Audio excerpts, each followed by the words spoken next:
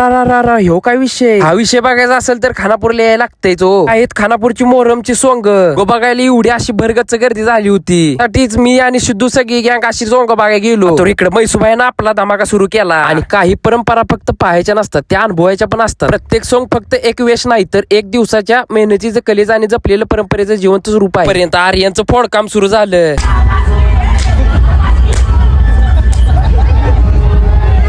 तो पातोर इकडे ट्रॉली शोचा आनंद घेतला. सोंग काय असतं ते अनुभवायचं असेल तर एकदा मोहरम मध्ये खानापूरला यायला लागते. आता जास्त काय बोलत बसत नाही, तुम्हीच एक आहे का नाही बारीक मध्ये सिनेमॅटिक मध्ये बघून घ्या.